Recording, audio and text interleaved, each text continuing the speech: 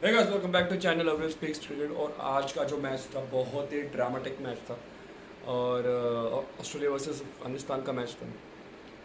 कुछ भी शुरू करने से पहले मैं एक ही चीज़ बोलूँगा, जो मैं सपने में सोचता था या कोई भी क्रिकेट लवर सपने में सोचता था कि कभी ऐसा होगा लाइफ में, सब आउट हो जाएंगे, मैं अकेला होऊंगा और मैं अकेला मैच जिता के लेके जाऊँगा। एक हमेशा से ड्रीम रहता है, तो वो एक ड्रीम जिया है ग्लेन मैक्सवेल।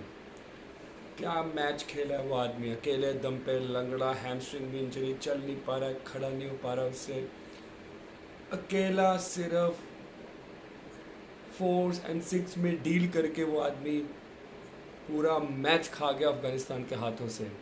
91 फॉर 7 से लेके एंड में 200 रन अकेले उस आदमी ने मारा और पूरा मैच उड़ा के लेके चले गया, और साथ में साथ अफगानिस्तानियों की उम्मीदों को भी उड़ा के लेके चले गया। What a match, what a man, what kind of hitting that was. Amazing hitting, tremendously beaten.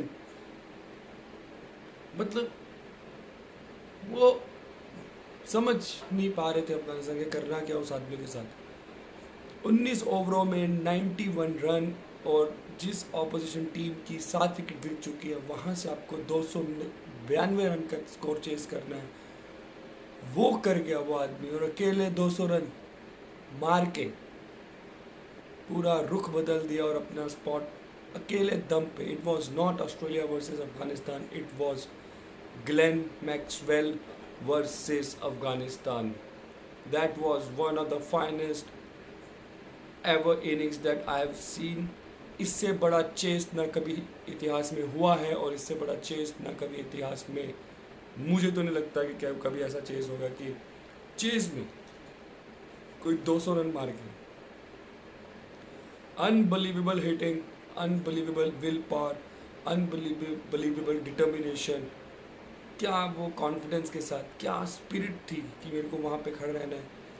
देखा जाए तो जिस हालत में वो था, ना उससे चलना हो रहा था, ना उससे खड़ा हुआ जा रहा था, लेकिन और हर बॉल के बाद देखो वो स्ट्रेचिंग कर रहा था कि कैसे ना कैसे रिलीफ मिले, वो स्ट्रेचिंग करके रिलीफ मिले उसको, उसके मसल्स थोड़ा सा रिलैक्स हो, वो शॉट्स खेल सके। मतलब मैं अभी भी सोचा वो कर कैसे गया। It was nothing, it was mentally toughness that guy was having at that point of time, and he played exceptionally well. एक ऐसी सिचुएशन में जहाँ पे आपको ऑलमोस्ट आप मैच हार चुके हो, आपके साथ में टेल एंडर खेल रहा है, पैट कमिंस खेलते हैं, लेकिन वो उसको आप प्रॉपर बैट्समैन की कैटेगरी में नहीं देख सकते। He is not a proper batsman who can survive the way he. बेशक उन्होंने T20s में अच्छी नॉक्स खेली है, इवन वनडेज में कई अच्छे नॉक्स खेले, लेकिन इसका मतलब ये नहीं है कि वो इतना देर तक टिक के खेले। और जैसे उन्होंने किया अभी, उन्होंने मेक श्योर किया कि वो वहाँ पे खड़े हैं, अपनी विकेट नहीं दे रहे, मैक्सवेल अकेला मार रहा है, और मैक्सवेल अकेला ही मार गया सारा स्कोर 200 रन चेज में। कुछ ही गिने चुने लोग हैं 200 रन मारने वाले, ठीक है, लेकिन उन्होंने हमेशा पहली बैटिंग करके मारा है। लेकिन ये पहली बार हुआ है क्रिकेट हिस्ट्री में कि चेज करते हुए कोई 200 की रन की पारी खेल के चले गया, और अकेले दम पे, इट वॉज मैक्सवेल अकेले दम पे अपनी टीम को सेमीफाइनल का बर्थ दिला के चला गया। इसको बोलते हैं विल पावर, इसको बोलते हैं डिटर्मिनेशन, एक फाइटिंग स्पिरिट जो आज दिखाई, जो शायद ही आज से पहले किसी इतिहास में भी ऐसा कभी चेज नहीं किया होगा किसी ने।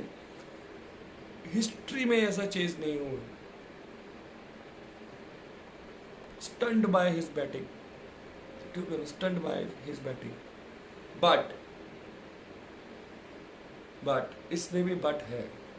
Nothing to take credit from the Maxwell, he did well, उनकी स्पिरिट थी, उनकी डिटर्मिनेशन थी, वहाँ पे खड़े। बट कोई मुझे समझाएगा कि अफगानिस्तान वहाँ पे क्या चूरन बेचने के लिए खड़े थे? मैं मानता हूँ कि मैक्सवेल की पावर हिटिंग बहुत ज़्यादा है, वर्ल्ड में इतनी ज़बरदस्त पावर हिटिंग नहीं है। मैक्सवेल एक क्लासिकल प्लेयर के रूप में नहीं होते। मैक्सवेल जैसे प्लेयर होते हैं वो जैसे क्रिस गेल होते थे, उस लेवल के प्लेयर जो ब्रूट हिटिंग पे विश्वास रखते हैं। उनका वो बॉटम हैंड में खेलने वाले आदमी, वो पूरी पावर पे पूरा मैच रखते हैं। Are you getting my point? पूरी पावर, उनकी जो हाथ में पावर है उस पे रखते हैं। उनके शॉट्स कितने भी, आपने कितने शॉट्स देखे हैं कि एकदम क्लासिकल शॉट्स है? नहीं, he is there because of his power. और उस पावर के चलते वो आदमी अपनी इनिंग्स खेलता है, और इसलिए उनके स्ट्राइक रेट भी इतने बड़े हैं। और अगर वो आदमी खड़ा रह गया पिच पे तो आप भूल जाओ कि आप मैच जीत सकते हो, बिकॉज वो रन सिंगल्स डबल्स पे विश्वास नहीं करता, वो बाउंड्रीज पे विश्वास करता है, 4 एंड 6 पे विश्वास करता है, 4s पे भी कम विश्वास करता है, वो 6s पे विश्वास करता है। He deals in 6s most of the time in his innings. और उस आदमी के सामने आपने ऐसा परफॉर्म किया है कि आप क्लूलेस थे। जैसे मैक्सवेल ने काउंटर अटैक किया, अफगानिस्तान सब कुछ भूल गया, बच्चे की तरह खेल रहा था। एंड मेरे को ये चीज़ समझ क्यों नहीं आई, जब आपको पता है कि उस आदमी के पाँव में चोट लगी है। आई अंडरस्टैंड कि मैक्सवेल अगर ठीक है वो नहीं खेल सकता, नॉर्मल शॉट्स चाहिए, वो जिसको जैसा खेलना है उसको चौके मारने मारेगा, छक्का मारना मारेगा, उसमें पावर इतनी है कि उसने जो करना है वो करेगा और एट विल करेगा। बट आपके पास एक एडवांटेज आया था जहाँ पे मैक्सवेल पेन में था, आपने क्यों उस चीज़ को कैपिटलाइज नहीं किया? I really want to ask Afghanistan के कैप्टन से, आपको प्रेजेंस ऑफ माइंड कहाँ चली गई? मैंने जितना मैच देखा ना, मेरे को फील्डर कोई दिखा ही नहीं है। उन्होंने कोई अटैकिंग पोजीशन पे फील्डर्स थे, इन्होंने दूर दूर कर रखे थे 30 यार्ड सर्कल में। ना मेरे को बैकवर्ड पॉइंट यार्ड दिखा है, ना मेरे को कवर्स में कोई दिखा है, ना मेरे को मिड ऑफ पे कोई दिखा है, ना मेरे को स्क्वायर लेग पे कोई दिखा है, ना मेरे को मिड ऑन पे कोई दिखा है। आपने फाइन लेग में रखा है, आपने लॉन्ग ऑन में रखा है, आपने लॉन्ग ऑफ पे रखा है। इतने दूर रख के कर क्या रहे हो? कौन सा प्रेशर क्रिएट कर रहे हो मैक्सवेल के ऊपर आप? Where is that pressure? Rashid Khan बोल रहा हूँ, सॉरी, राशिद खान का ओवर है, where is the square? What kind of delivery you are bowling?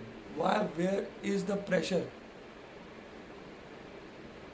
वही बात अगर मैं कर लूँ, आपने 91 पे आपने 7 आउट कर लिए, जब आप स्कीमर्स आए, जब भी 290 का स्कोर होता है आपके सामने, आप थोड़ा सा अंडर प्रेशर होते हैं, बिकॉज वानखेड़े में मैच हो रहा है, ठीक है, बॉल फंसता है। लेकिन बेशक वानखेड़े को हम बोलते हैं बैटिंग पैराडाइज। आप बॉलिंग करने हैं, आपके सीमर्स जो थे सीम कर रहे थे बॉल को, उन आपके सीमर स्विंग करवा रहे थे, बाहर निकाल रहे हैं, इन स्विंग कर रहे हैं, हर एक चीज़ कर रहे हैं, आपने विकेट्स ली। दो ओपनिंग बॉलर्स ने आपको 2-2 विकेट दे दिए, 4 विकेट उन्होंने आपको दिलवा दिए, 2 विकेट आपके स्पिनर्स ने दिलवा दिए। वो माइंडसेट किधर चला गया बाद में? आई नो कि कुछ बैक एंड ऑफ द जो ओवर होते हैं वहाँ पे बॉल कहीं स्विंग नहीं करेगा, वो सीधा।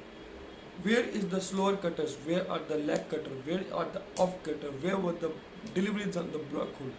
Where were the short of length delivery? Where were the short balls? Where were the bouncers? एक बाउंसर मारा तो उसको बैकफुट पे जाना पड़ता है, और दर्द होता है उसको, और डिसएडवांटेज होता है। उसको हमने खिलाया नहीं, वाई उसको हिलने, आपने उसके बैक पे दिया, वो मारता गया। आप शॉट्स देख रहे थे उसके, वो खड़ा है ऐसा रिवर्स मार रहा है, पीछे जा रहा है, वो यहाँ से कर रहा है, यहाँ से शॉट मार रहे हैं, प्योर ब्रूट हिटिंग। आपने उसको हिलाया क्यों नहीं? वो यॉर्कर लेंथ की डिलीवरी कहाँ थी? तो I am very disappointed with the pathetic captaincy, to be honest. तो प्रेजेंस ऑफ माइंड आपका है ही नहीं उसमें, तो आप मैच हारोगे। आपने सिर्फ अपने मनमानी की, आपने देखा मुझे काउंटर अटैक कर रहा है और आपके पूरे कैंप में खलबली मच गई, आपको समझ ही नहीं आया।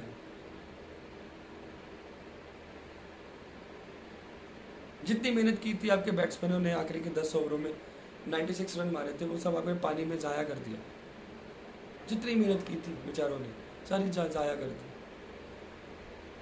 मैं मानता हूँ कि वो अपने दिन पे था, लेकिन आपने उससे पहले आपने उसको LBW का भी चला गया, फिर आपका उसने कैच भी छोड़ दिया। आप ऐसे प्लेयर का कैच छोड़ोगे तो आपको बख्शेगा क्या? चलो मैं मानता हूँ तुमने आपसे कैच भी छूट गया, कैच छूटने के बाद भी आपने उस आदमी को मूव क्यों नहीं करवाया? आपने वाइड ऑफ स्टॉप पे बॉल क्यों नहीं डाला? आपने यॉर्कर्स क्यों नहीं डाले? आपने उसको शॉर्ट ऑफ लेग डिलीवरीज क्यों नहीं की? आपने उसको बाउंसर्स क्यों नहीं मारा? वो सब जो चीज़ें जो अटैकिंग बॉलर को करना चाहिए, अटैकिंग टीम को करना चाहिए, आपको लगता है इंडिया छोड़ देता उसको? अगर आज भी इंडिया और ऑस्ट्रेलिया का मैच होता, मैक्सवेल को इंडिया छोड़ देता, बुमराह आता, तो बुमराह पता है कैसे लेगा था? यॉर्कर और बाउंसर्स पे उसको बोलता तू यहाँ से चले जा। इतना परेशान कर देता ना सिराज, बुमराह और शमी मैक्सवेल को, वो थक हार के चले जाता। और क्योंकि आपने उसको अपने टांग, एक तो वो आदमी ऑलरेडी उसके पाँव में उसकी मूवमेंट नहीं हो रही, उसकी वो जो भी करे अपर बॉडी से करे, ना वो आगे जा सकता है ना वो पीछे जा सकता है। उसके रेंज में जो शॉट बॉल आ रहा है वो रेंज से शॉट मार रहा है और वो जो आ रहा है, बिकॉज उसका हिटिंग पावर इतना, उसमें पावर इतना। यही कोई अच्छा दिमाग वाला कोई टीम होता, उसको बाउंसर्स करता, उसको शॉर्ट लेग डिलीवरी करता, उसको यॉर्कर्स कर सकता, ताकि वो अपनी जगह से हिले। और जितना वो हिलता मैक्सवेल उस टाइम पे, उतना उसको पेन होता, उतना वो एक टाइम आता जहाँ पे बर्दाश्त के बाहर उसका पेन होता, वो खुद ही चले जाता। कुछ होता ना होता वो डॉट्स खेलता, क्योंकि पता था सामने भाग नहीं पा रहे। और इसीलिए सामने प्लेयर्स होना ज़रूरी है, इसलिए सामने प्लेयर होना ज़रूरी है। वो आदमी भाग नहीं पा रहा है, रनर वहाँ पे आएगा नहीं, वो आदमी भाग नहीं पा रहा है, प्लेयर्स जहाँ पे खड़े हैं कैसे आते, उसको ही खिलाते। आपने वो नहीं किया और आपने मैच दे दिया। आपने अफगानिस्तान आया, अफगानिस्तान ने बैटिंग किया, बैटिंग में 292 का स्कोर का टारगेट था ऑस्ट्रेलिया को। ऑस्ट्रेलिया के इस बीच में सबको आउट कर दिया। वो अकेला आदमी खड़ा रह के पूरा मैच गेम पर थी। I didn't like this attitude to be honest. वो वेलम जो होना चाहिए था, I don't know coach and staff what they were doing. एक मैसेज नहीं आ सकता था टीम के पास, एक कैप्टन के पास कि ऐसा अप्रोच करो, या आप काउंटर अटैक देख के आप पागल ही हो गए कि हमारे साथ क्या हो गया। Is this the way you are going to play the cricket? इससे समझ आता है कि वो टीम नो डाउट इस वर्ल्ड कप में बहुत अच्छे खेली है, लेकिन जब ऐसे सिचुएशन आते हैं, ऐसे करंट सिचुएशन आती है, वहाँ पे मैच्योरिटी के साथ देना पड़ता है, वो काउंटर करना पड़ता है, आपको अटैक करना पड़ता है। आपने कुछ भी नहीं किया, अब सीधा आपने उसको दे दिया मैक्सवेल को एक्चुअली आपने आगे से बोला है कि बैल मुझे मारो, उस बैल वो तो है ही बैल, उसने आपको मारा है और ऐसा मारा है, ऐसा धोया है कि उसने 200 रन मार दिया और अकेले दम पे उसने पूरा मैच खत्म कर दिया।